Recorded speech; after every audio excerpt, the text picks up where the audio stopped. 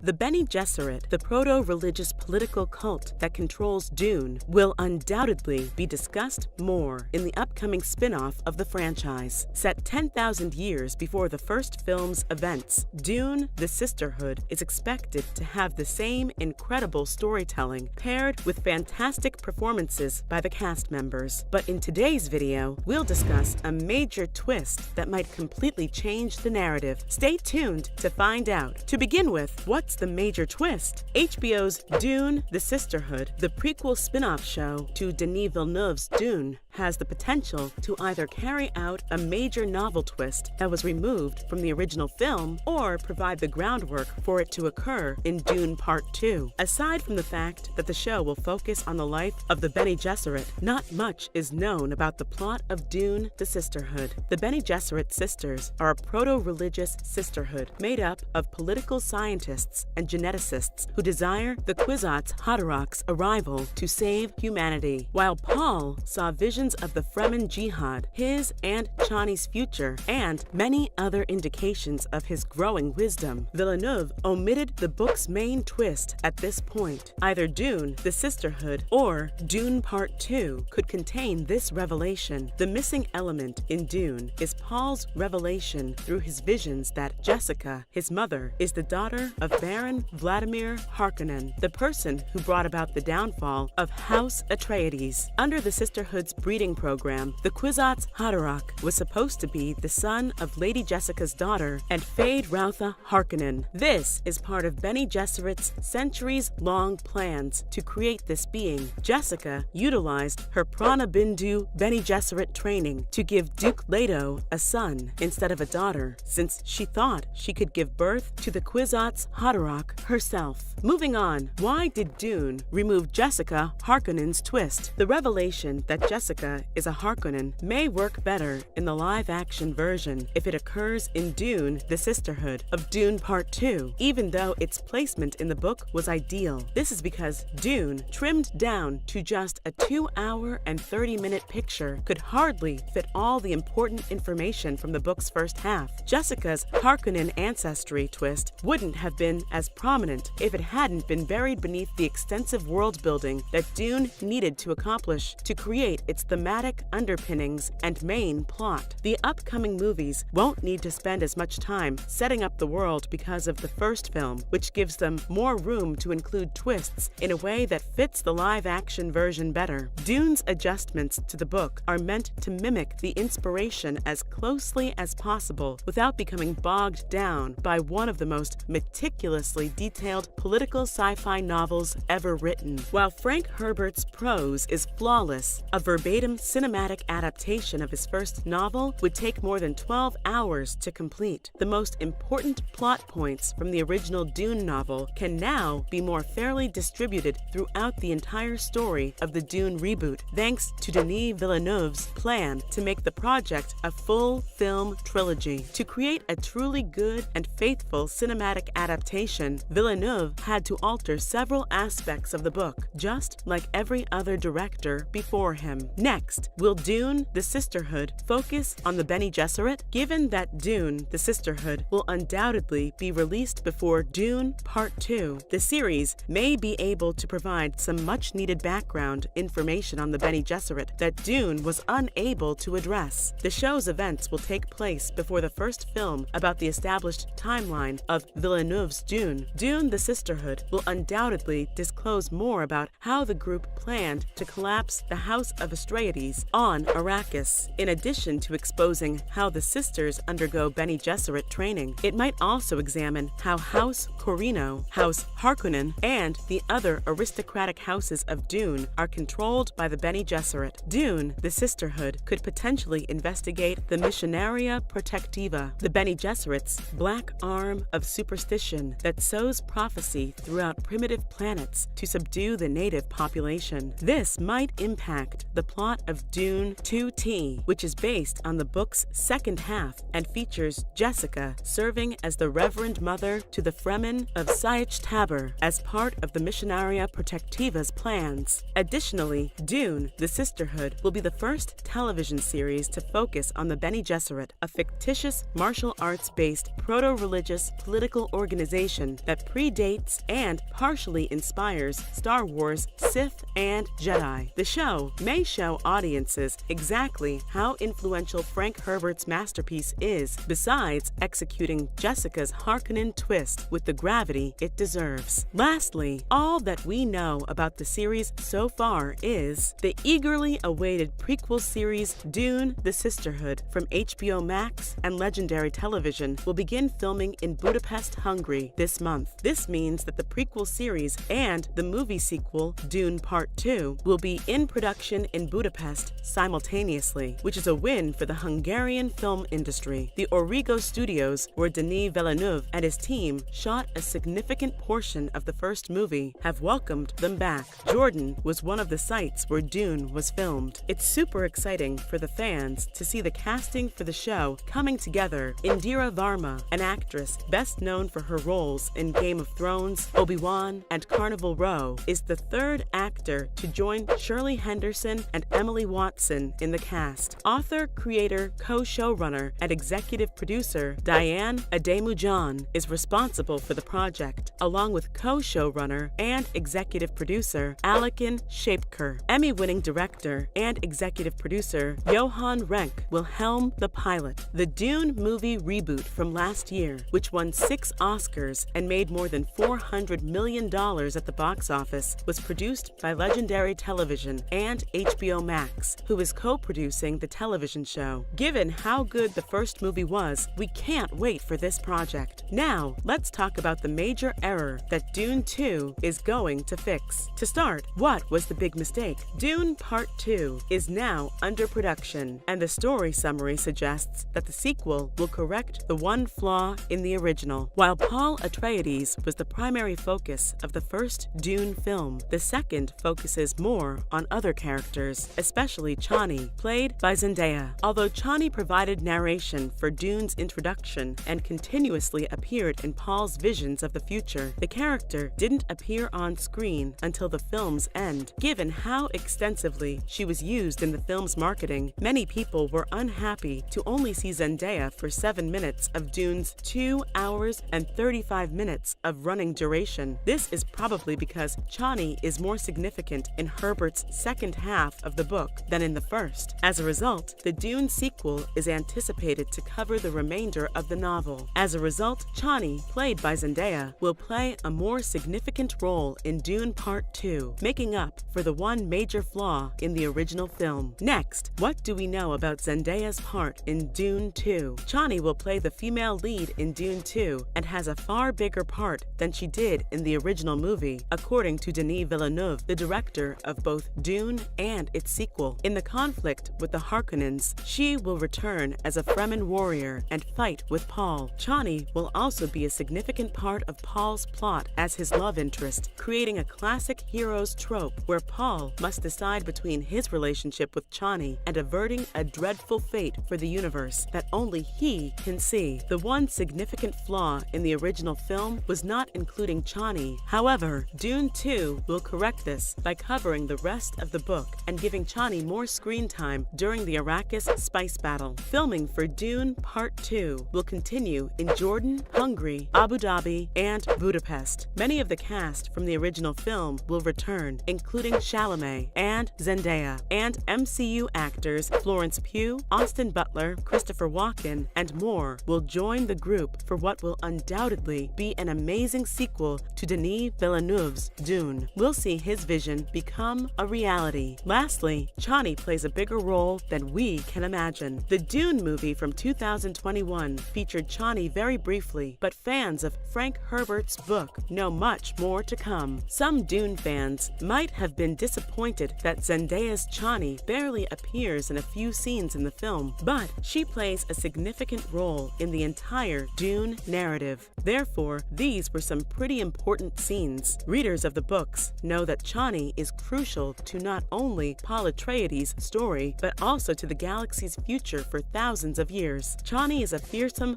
Fremen warrior who would later marry Paul Atreides. Although her children grow to be powerful people in their own right, readers know that her tale doesn't finish there. Chani continues to exist in the novels in various ways because of the bizarre future of the book. Chani is a mysterious character, and we can't wait to learn more about her. That's a wrap for this video. Are you more excited about the upcoming series or the sequel? Let us know in the comments below. Make sure to give this video a thumbs up and subscribe to our channel for more videos like this. See you in the next one.